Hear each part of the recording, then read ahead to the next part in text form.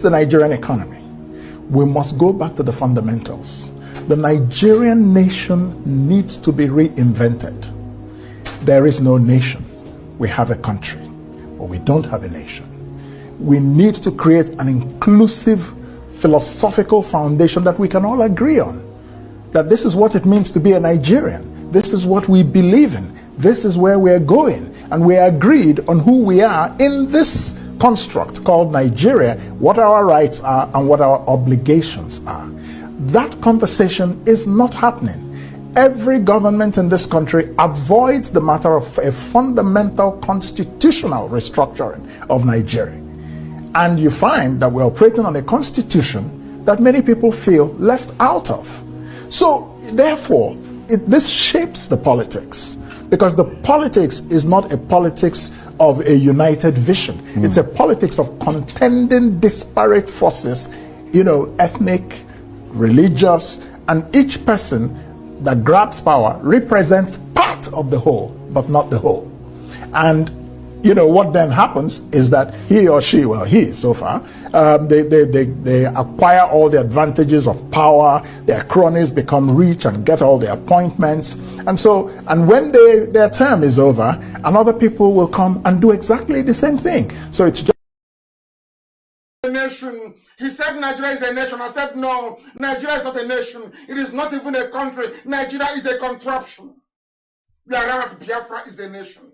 And he was wondering, he kept pressing me, how can you say Biafra is a nation? It doesn't exist. And I said to him, Biafra have been existing for over 5,000 years. Biafra existed before Zamfara came. Biafra existed before Bini came. And Bini and Zamfara are the two oldest kingdoms you have in the whole of West Africa. Kanem Bronu came later on. And he was confused, he was perplexed. And I told him that we are educated. We are polished and we are refined. Everything we tell you is the truth. Everything we tell you is the gospel. Nigeria is not a nation. Biafra is a nation. And this evening, very methodically and academically, I will school you through all the steps and all the indices of a nation, that you may know that Nigeria is not a nation and can never be. To prove it once and for all and to put it to bed tonight, that Biafra is indeed a nation. A nation before Britain. Biafra is older than Greece. Biafra is older than any other nation that I can think of. Perhaps going back to Mesopotamia. Biafra is very, very old, and I want to prove it to you what makes a nation. That those things are lacking in the zoo called Nigeria. I'll prove it to you tonight. We are taking a tour in academia tonight before we get to the Janjaweed flooding into our homes in Biafra land and what they're doing to us, and what we must do individually and collectively to ensure that our next generation will inherit the land of Biafra. Now listen very carefully, please. If you don't have your pen and your paper ready with you, then you're missing something. Because I don't want to go or answer this question again. I want to put it to bed tonight. Those who don't know the meaning of a nation, I want to put the entire argument to bed tonight and to demonstrate not only convincingly, but irrefutably, that Biafra is the only nation that you have in the damnable contraption. Now listen to the definition of a nation and why our mothers. I said it live on air many, many years ago, that any day our mothers come out to join what we are doing, that Biafra will come. And I'm glad that they are coming. And do you know one thing is that Biafra is a mother nation. We say motherland, we don't say fatherland. And we say motherland for a reason. Because everything about our culture, the way we are, who we are, is embodied in our women, in our mothers. When we hear about people talking about feminism and to give women more rights and equal power, and I said to them, you have not been to Biafra. That in Biafra land, our women are the people who actually run our day-to-day lives. That is how it's always been. I have not heard of where women are discussing in the village and men will come out to talk. It's not done anywhere, not in Biafra land. That is why Chukwu Okike Abiama used our mothers to give us the boundary of Biafra, all the way from Edo State, all the way from Benue State, right down to the Atlantic Ocean. Anywhere they tie two-piece wrapper, that is the land of Biafra. And I will prove to you why that is the case. You know, some idiots are saying, oh, but you can't, hey, are you telling me it's just wrapper? I said, because you know nothing. Academically, you are nobody. Absolutely nobody. Because if you can see in the spirit, you will be able to appreciate what we are trying to teach you. Now, listen carefully. A nation state is a state in which, listen carefully, in which a great majority, listen, shares the same culture and is conscious of it. They did not say language. They did not say religion. They did not say social habits. They said, you must share the same culture. I repeat, not religion, not language, not social. They said culture. And you must be aware of it. The nation state, listen carefully to, go to Google and Google it. Define a nation. I'm coming. Listen carefully, please. A nation state is an ideal in which cultural boundaries match up with political boundaries. Do you understand it now? A nation is a place where the culture begins and ends. In other words, people that share the same culture. Not the same language, not the same religion, but the same culture. And what is that one culture that binds the whole of Biafra together, regardless of where you come from? Because as I was doing my research, you know, it seems to me that Ishekiri is in doubt or in dispute. I saw the way that Ishekiri women dress. I looked at the way that Yoruba women dress. It's not the same. I looked at the way Ishekiri women dress. I looked at the way Efik women dress and it's the same. I looked at the way that Efik women dress. The way Igbo women dress is the same. I looked at how Igbo women dress. I looked at how a banker dress is the same. I looked at a banker. I looked at Hidoma. It is the same. I looked at Hidoma and I saw the same thing in Ejo. I saw the same thing in Urobo. I saw the same thing in Isoko. I saw the same thing everywhere you look. It is the same thing. Our mothers actually defined who we are, where we come from, and where we should be heading. Because they said to me that in Warri, you have the Olu of Warri, it is Yoruba. And I said to them, no, look at your mom. Your mom should tell you who you are.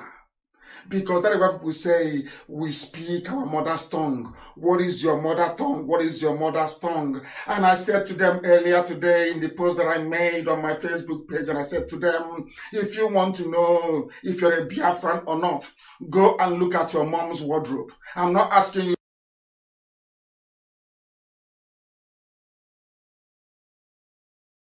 to go and start looking for your mother's underwear. I said, look at your mom's wardrobe. Look at her when she's dressed up to attend women's meeting.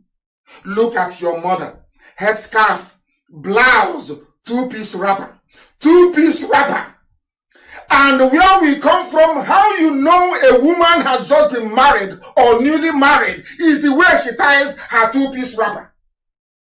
That's how you know a newly married woman. If you go to the village, you're struggling to find out who has been recently married. Look at the way they tie the two-piece wrapper. They can never get it right. It's an art. And this art is performed in Idoma, in Egala, in Igede, in Igbo land, all over. Of course, Anyoma is Igbo. Let me not even go there. All over in Ishekiri. It is there in Ishekiri. They tie two-piece wrapper. In Ejo, two-piece wrapper. Efik, two-piece wrapper, or on Eket, two-piece wrapper, headscarf and blouse everywhere. I posted it on my page and I asked people to tell me the difference. Tell me who are. They said, Igbo women, Igbo is every. I said, no, it is not. You are looking at your mothers from all over Biafra land. All over Biafra land. And they looked at the picture of a Yoruba woman. They saw the picture of a Fulani woman. Even Fulani do not dress like Hausa women. Hausa doesn't dress like Kanuri women. But we allowed ourselves to be balkanized. We allowed ourselves to be divided. We allowed ourselves to be ground into the dust by a combination of 3 deadly factors. 3. It was started by Britain. They taught Fulani. Fulani convinced Yoruba. They all ganged up against us. Their aim is to divide, so that when you're coming to Biafra land and you enter inside Benue, they say, oh no, this is not. Oh. But look at your mother and look at the way they dress in Sokoto. Is it the same? The people that they're telling you is more closely related to you. You don't have anything in common. I don't even want to go to the fact that in Idoma land, in 280 years ago in Idoma land, when they came, they killed and they pillaged Idoma land. The Janjaweed came. What is happening now has happened before. It has happened 3 times in our history. They went to Yoruba land and they took Ilorin from them. They came to our land. They never succeeded. They only managed to take some parts of Igala. Only the northern part of Igala. But the southern part of Igala remained very strong. They couldn't take them to Sokoto. And many men died in that very war. If you're from Anambra State and you have an elderly man tonight in Anambra,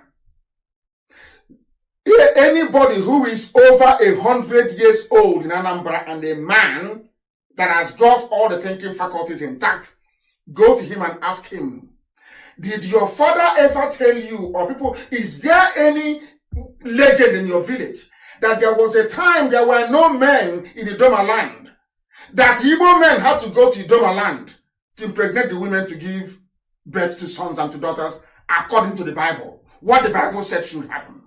Did that ever happen or not?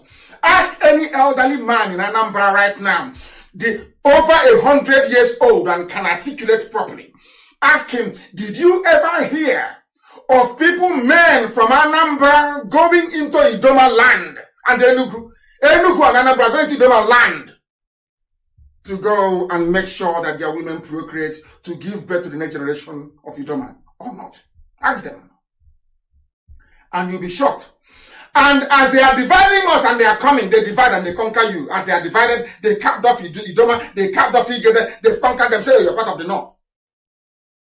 Ask them, what is the title of the overall traditional ruler of Idoma land? He is called Ochi Idoma.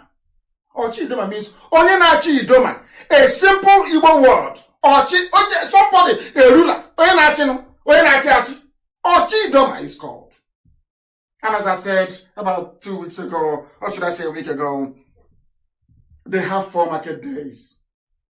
The name of their first child, a girl, is Ada.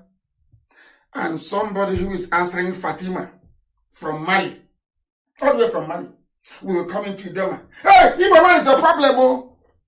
And you that is telling that Igbo man is your problem, he cannot even differentiate between an Igbo woman and an Idoma woman, or an Igbo woman and an Igede woman. They cannot tell. Because when they start killing you in the north, they are pursuing women wearing a blouse and 2-piece wrapper. They're not going to ask you, oh, are you Igbo? They will kill everybody. It doesn't matter if you're a John. It doesn't matter if you're Shekiri. It doesn't matter if you're Urobo. Because you will tie 2-piece wrapper. That's how you know a responsible mother in Biafra land. Before you get married, you can be tying that wrapper that is like above the knee. Once you're married, you go 2-piece wrapper, isn't it? That's how you know a responsible married woman. Is that not correct? Now you tell me why somebody selling Fura Nunu, wearing a Fulani Peteri, will now convince you that you are not related to an Igbo person. Whereas your own mother and an Igbo woman is exactly the same. And you also circumcise on the 8th day after a male child is born. Why I'm saying all these things this evening is to try and prove to you that our boundaries are well defined. Our boundaries reside in our mothers. Because Biafra is a motherland, it's not a fatherland, it is a motherland. Our women, they are like a vessel. They contain everything you need to know about Biafra. If you're intelligent enough, if you're attentive enough, if you're understanding enough, if you can get away from Yoruba media disastrous brain damage, you will understand what I'm saying and what I'm telling you. Therefore, now let me ask you this question. Is a majority of Nigerians, they share the same culture? The answer is no. Even Kanuri in the north. The only thing tying Kanuri to Fulani is religion, is Islam. The only thing, two things tying Hausa to Fulani, their women don't even dress the same. The only thing tying Hausa to Fulani is language, Hausa language, and religion. That's all. Do they have anything, any cultural affinity in the answer is no. The Fulanis, they have MS. You don't have MS in Borno. It was when the Fulanis came that they introduced the MS. Before the Fulanis came, they had the Sheikh of Borno, not an MS. Before the Fulanis came, the Hausas had kings, not MS. So even culturally, they have nothing in common. Absolutely nothing in common. But the collective idiocy and stupidity of the native nations within the contraption called Nigeria is what gave Fulani the leeway to be doing what they're doing. And we must all be wiser. That is why they have decimated the Middle Belt. And now they are coming to the east. And as they are coming, you will not hear any Yoruba newspaper write about it or say that what is happening is bad.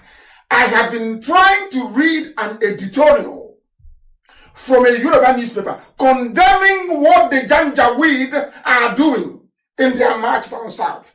I have not seen it anywhere. Which goes to show that Yoruba media are working with them to conquer us. And that is why I am angry with them. That is why I vent my frustrations. And I tell them. And they say, oh, he hates Yoruba. No, I don't. I hate your media. I hate their lies. And I hate what they're doing. Because one day you will get it. They know if they attack Yoruba land first, that I will give order and command to men. Men will go and fight alongside Yoruba men. But the Fulanis, they know that if they attack the east first, they know Yoruba will not come. They know that very well. Because Yoruba is half Christian and half Muslim. Are you telling me that Muslims are fighting jihad in the east? And the Yoruba Muslim will allow other Yorubas, Christians, to go and fight in the east? Of course not. Of course not. Now you understand the dilemma the Yoruba nation is in. And I have been able to prove to you tonight that the only thing that binds a nation together is cultural affinity. And they must be conscious of it. It is that consciousness that the white man removed through Willings Commission. It is that consciousness that Fulani removed through waging this war of Cross River State, of River State. And I will come to that later. Have you ever wondered or asked yourself the reason why all our states are named after a river, but not in the north? Do you have any river Sokoto in the north? Any river Katsina in the north? Any river Kanu in the north? Are you telling me they don't have rivers? Do you have any river Medugri or river Prono? Why is it that, have you ever asked yourself that question? Why is it in the south, they always name us after our own river? The rivers that we named, they now give the name back to us. Anambra is a river. Imo is a river. They even named us after a tributary. Delta. They don't have any name in Igbo, they just said rivers. Rivers, just river anywhere. On the other side is Cross River, which is River Cross.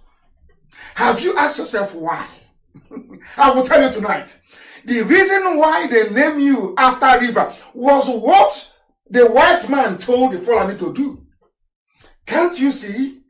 We came here and we named you Nigeria because it made it easier for us to control you. If I give you a name that has no meaning, If I name you after a river that you actually named, now we are giving you the name, it means you cannot look beyond that river for your history and who you are. I'll give you another example. We are the Israelites over the years. Despite all the persecution, they never abandoned Israel or the word Jew, which means somebody who comes from Judea. Imagine the level of persecution Israelis went through all over the world. Imagine if the world had succeeded in taking away that name from them, Jew. What would have become of them today? That was exactly what the white man did. Now, when the white man was leaving, the British people were very, very clever. Do you know why? They said, for us to continue to control Nigeria the way it is, we need idiots in power. And for us to have idiots in power, we need to subdue the only people that gives problem, the only people that don't like slavery, the Igbo people. Understand this very well. Do you know why? Because all the British colonies in the West Indies, it's always Igbo slaves that rose against their master. All the rebellion. Do you know it was an Igbo man that defeated Napoleon to gain Haiti's independence? So they ganged up and said, no, you see, don't allow them, oh, never, oh, Igbo. Hey, no, don't allow them. Do you see where the hatred is coming from? It's not that they hate us for the sake of it. British told them, if these people are industrious, they are blessed by God. By Igbo, I mean the whole of Biafra. For your information. For your information. If you don't know Urobo is Igbo, go and check your history. Go and check their names. Everything I tell is gospel. Go and check it now. The same way they're telling us that Asaba is that Anyama is not Igbo. Idiots. And they're in the minority. The thing is that they have the backing of Yoruba media and the finance from the Fulani. Go and destroy yourselves. Go back to your villages and destroy them. And that's what they're doing. With with one idiot running around America, flaying me with an expired constitution. I want you to understand their game before I tell you why they are coming into our land to kill us. Now you're following me, aren't you? Now you understand their game, don't you? Now you see where they are going. Now you're following, isn't it? Now, because Biafra is the only nation you have, because Biafran people are industrious, we are geniuses. Mechanics are born from the stomach. Scientists are born. Our mothers give birth to us and we are doctors. We don't have to go to school. Nobody can take it from us. That's how Elohim made us. Chukwokika created a Biafran woman to give birth to scientists, to give birth to rebels, those who will say no to injustice. That's how we are. And to break that, the white man brought the Willings Commission. Overnight they said, oh, there are minorities in the East, oh, let's break them. But there are no minorities in the West. People forgot that if not for the conquest, war of conquest, from Oyo Empire, the Elijahs and the Jebus will not be Yoruba today. It was conquest war. They're not the same people. They are not. They are not the same people. But they saw us how our culture is there. You know, Elohim is wonderful. Elohim have been saying, I wish they can see. I wish they can see. Until God in heaven gave us the revelation. Why are you bothering yourself? Suffering yourself? You want to drum up here. You want to drum up here. Go and beg them. Elohim said, don't beg anybody to join Biafra. Do not beg them. But instead, tell them the bitter truth. Make them angry. Tell them the truth. And they will see the stupidity of their ways. They will understand that you are all one. I made you one. Elohim said, ask them to watch every Sunday morning. Or meeting, August meeting of women. Watch them. Look at the way you marry women. Is it not the same thing across the board? Everywhere I'm asking. Is it not the same thing? Don't your daughters dress the same way? Are you not the same people? Go and look at your mothers, the way they dress. The same way they dress in Idoma, in Lower Benue. Is that not how they dress in Ejo, in the coast? Is it not the same dressing? If you are different people, why would I dress your mothers the same way? And I knelt down and I said to Elohim, I bless your holy name. He said, what map are you looking for? Keep traveling. Keep traveling, he said. Narinjam, keep traveling. Anywhere they stop tying two-piece wrapper, that is my boundary. That is the land I gave to your ancestors to inhabit. And you're a nation because you share a cultural affinity and you are conscious of it. And today I'm explaining to the whole world that we may all become conscious of it, because a nation state is ideal. Perfect nation are those that have cultural boundaries that match up with their political boundaries. We are not asking for anybody else. We are asking for our own, because I don't want my children or their children's children to go and fight the Fulani, because they will always be on the warpath. That is their nature. That is who they are. Ever since they came to the zoo, in fact, they are marked from Futajalon. Always war. Always war. They will be warring. If there is nobody to fight, they start fighting themselves. Look at what Boko Haram is doing. I don't want tomorrow, you see, these two boys that Elohim gave me, we are fighting for them and their generation. Then they will now have to get up to go and fight to reclaim Idoma land from Fulani, or to fight to reclaim Igede from Fulani. That is why we are saying it. So that after now, when we have finished preaching this gospel and Biafra comes, if you don't want to be a part of that, you go. But I'm telling you, we will write it in Biafran constitution. Any day, because the Fulanis will come to take you, any day they come and take your land, and you come and say, oh, come and help us. Thunder from hell will fire you and you will die. The same way I'm telling you now was what I told Igbo people in America. I've been preaching it on Radio Biafra for years. I said to them that the Fulanis are coming. They will come. Oh, yeah, you're a madman. I said, but they are coming. Now the Kanu is mad. He has lost his mind. I said, they are coming. Have they not come? Have they not come?